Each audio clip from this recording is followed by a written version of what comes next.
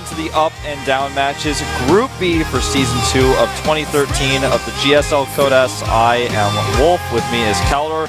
We had a pretty interesting session this morning, a little bit of a smaller group, but things are getting a little bit more elongated going into the evening. Exactly, we had a very, very short group tomorrow as Yonghwa went to IEM and could not play his games. He forfeited, apparently had a little bit of an earlier flight than Stefano, who's going to fly tomorrow. I think he just played his game in Pro League. I actually don't know the score, I don't know how it ended, but he was really successful in his earlier group today. He only lost to Marine King, and those were, well, weird circumstances. As he explained later on, there was not the best playing environment for him. And, well, he was able to get into Cadets either way together with Marine King. Yeah, definitely check out Caldor's YouTube of the interview he did with Stefano afterwards if you want to get more information. Yeah, we talked a little bit, and he basically what happened is, like, he tweeted that there was something that he was in, that was the worst playing condition that he ever had, something like this. We talked about it in the interview a little bit later, as Wolf said. I uploaded it to YouTube. If you want to have a look at the channel, it's CalDor.TV, and it's the newest video, so just look it up. It's like a 10-minute interview with Stefano, also talking a little bit about his experience in Korea so far, and apparently that he would probably be a little bit suicidal if not for Thorzane, and yeah, just his experience in the EG house and things like that. Yeah, like I listened to a little bit of it before we came to the evening session. Wasn't able to catch all of it, but I'm sure it's pretty insightful. It comes from the man himself. But our group going into this evening is going to be, I feel like we've got players who don't stand out very much. We've got Creator. I think he stands out like a sore thumb in this group, but otherwise we've got a bunch of players who are really even in skill level, and it's hard to say who is going to break out. Yeah, this is of course our first group today, and the results too. As you can see, Yonghwa withdrew, and therefore Stefano, Trust, Lure, and Marine King were the only 4 players in the group. The 2 Protoss players were not able to take it. Both of them will participate in Code A next season. And well, Stefano and Marine King, they advance now to Code S right away. Yeah, but as Wolf already said, our group that we are going to watch right now, these are the players. They include 2 Zergs, 2 Protoss, and 2 Terrans. We have Effort and Shine for the Zergs, Creator and Killer for the Protoss, and Ryang and Center for the Terrans, the Terran representatives here. Even though a lot of people are looking at this group and saying it's going to be one of the less exciting ones, I feel like it's going to be very close. Creator, I think Creator gets out no matter what, but everybody else, I think, has a chance to get out of here. It's not a group where we have a lot of these very high-profile players that are just in the limelight all the time. Even a player like Creator, who's very, very strong and had good results in 2012, is just someone who doesn't stand out because he's a quiet one. He's one of those guys who's always a little bit more quiet, so a lot of people don't really identify him as one of the leading players, one of the best players, which he definitely is. But yeah, this group is a very close one. We have a lot of players that can get out of here. Yeah, I mean, if you look at Effort himself, and if you look at Shine, these players are high-profile players in StarCraft 1, but in StarCraft 2, they're just not quite there yet. Yeah, it can definitely be a very, very close group today. I can certainly see that. People expect Creator, Effort, and then maybe Ryang to get out of this group, these 3 players, but we've seen excellent play out of Senna and out of all the other players in the group too, so it's going to be a close one. And we are starting things off with the Zerg versus Protoss. Creator Prime is up against CJ and his Effort. Let's have a quick look who's going to take the first win today in the GSL Up and Down Group B. Call on Wolf.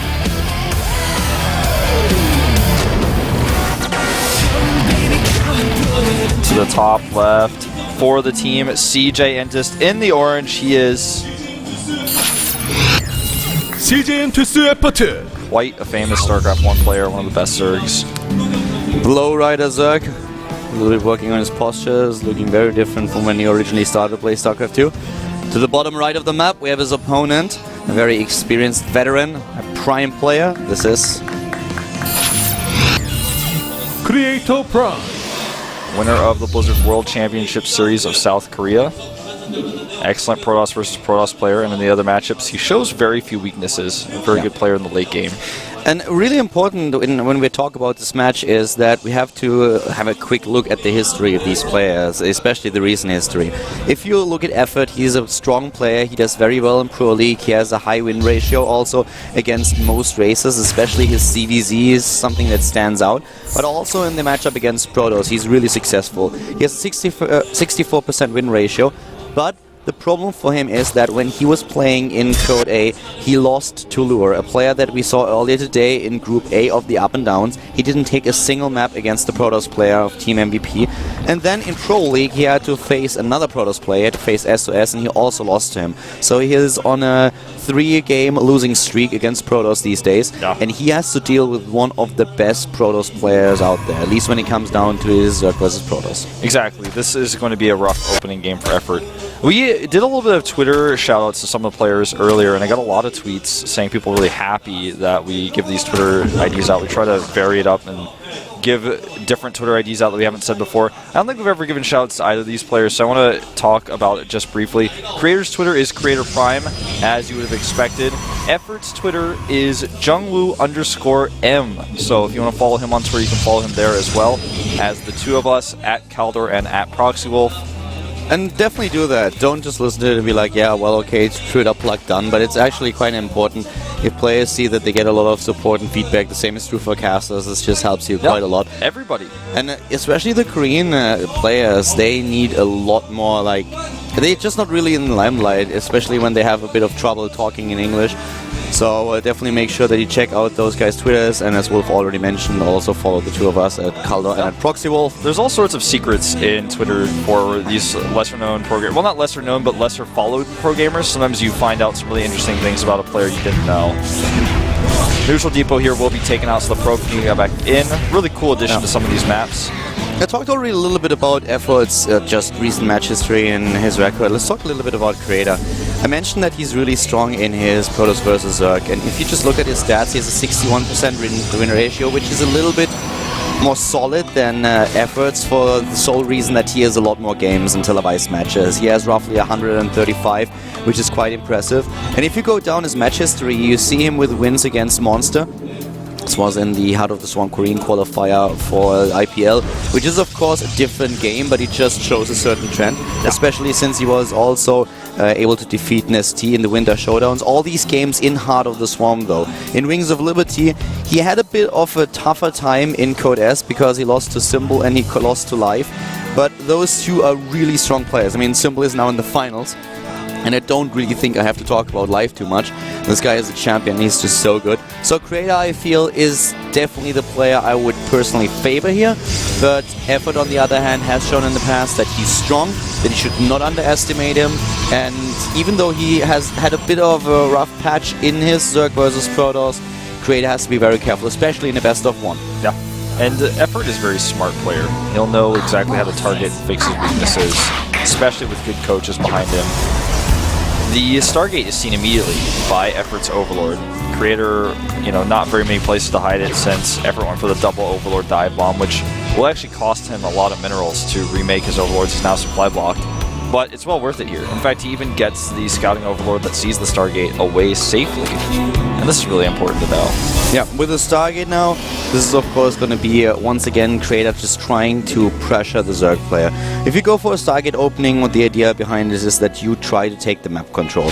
You want to, first of all, you get scouting information. The Phoenix is a really good choice if you want to know what's going on without going into the Observer right away. You get the information, you can maybe even supply block your opponent. You can really do a lot with good Phoenix play. You just have to be careful that you don't lose the Phoenixes, and it's very crucial that you know about the timings for the Infestors so that you don't get punked. Yeah. This is a really great pressure with his Stalker and Zealot. He needs to make sure he does not lose that Zealot. Wants to use his Stalker a little bit to make sure he can kill as many of these Zerglings as possible. And really nice targeting there. In fact, gets all of those Lings he targeted. And now, of course, losing more Overlords is Effort to the top right. Phoenix does barely miss that one, though. And this is a type of Phoenix play that we don't see very often anymore. Usually most people hide them, but Creator is playing it old school, sends it out right away, and is continuing to make them, in fact. Yeah, if you just try to hide the Phoenixes, what you always try to accomplish is that you blindside your opponent and you do more damage. If you show them from the beginning, you are forcing a reaction, and your opponent doesn't really know how heavily you actually commit to them. Yeah. Oh, effort with a pause here. It's just the Kaldor Wolf curse. It's a real thing. Yeah, Stefano talked a little bit in in the interview that I did with him earlier, and he said that one of the problems is that with Heart of the Swarm and the clients, all the updates that you guys just recently had, a lot of the settings vary a little bit, because this is one of those situations that you usually don't have happening when there is a Casper player involved. Just because when you play in Pro League, it's actually so much harsher for them. If they pause the game, they normally immediately lose it, so it's really rough.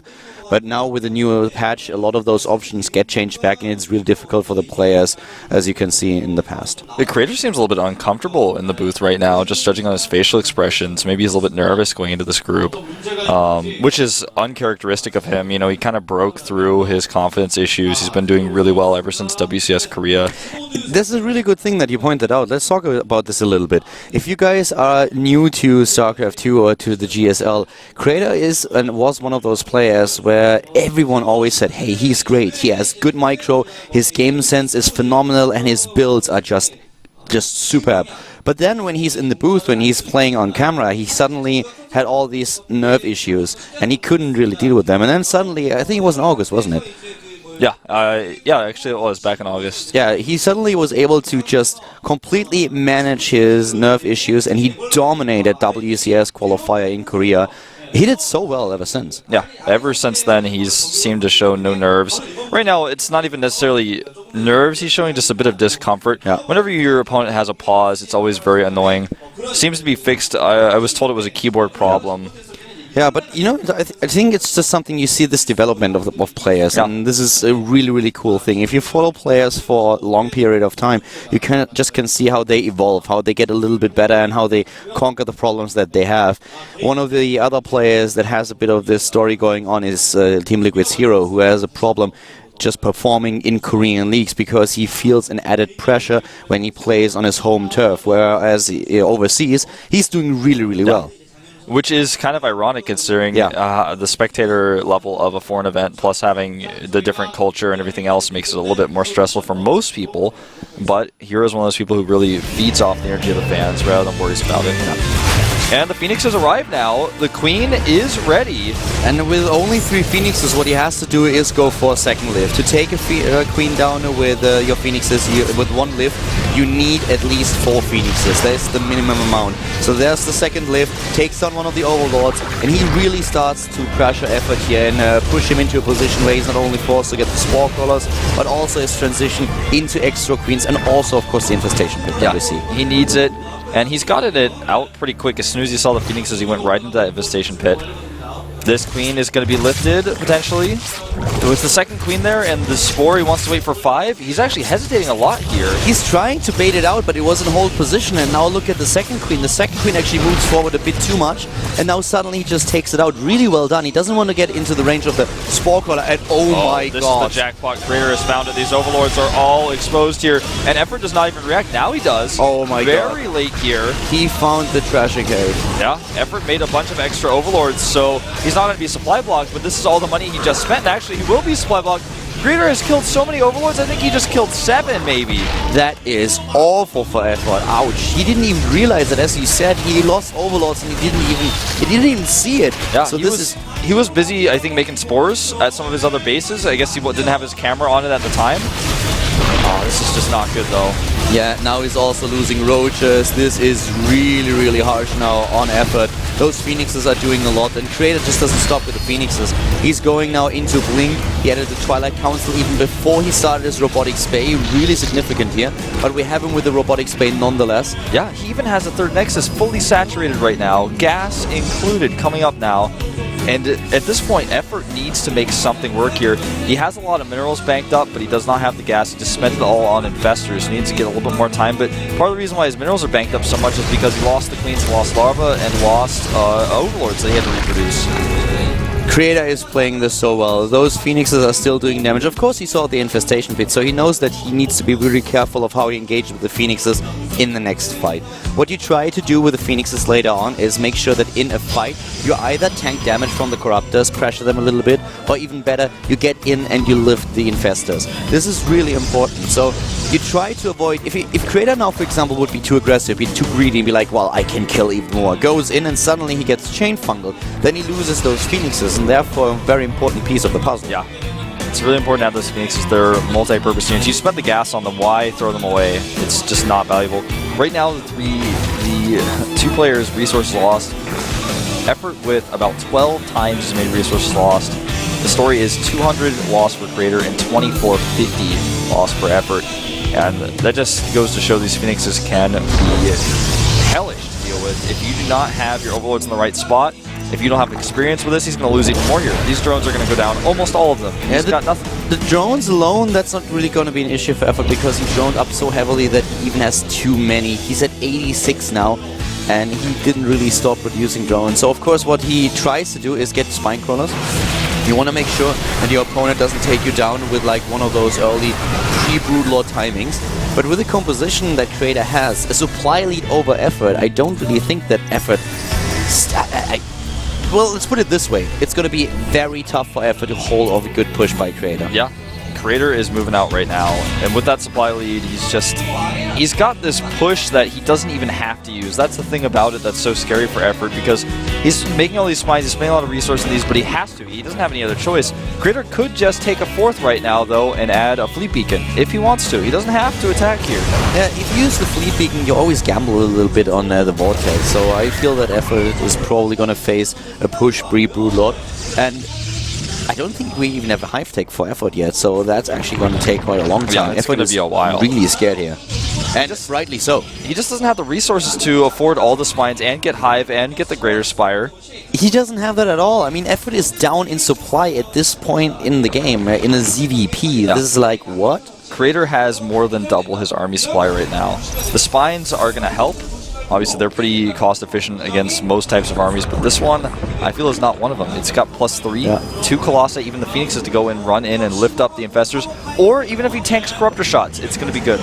And here we go. He's trying to go in, trying to lift those Infestors. Doesn't really get in, but a nice split here on the army. He doesn't really get the blink that he wants, but he can take down all of the Spinecrawler, and the Infestors are already dying. Yeah, the Infestors are going down really quickly. The nice targeting by the Colossi.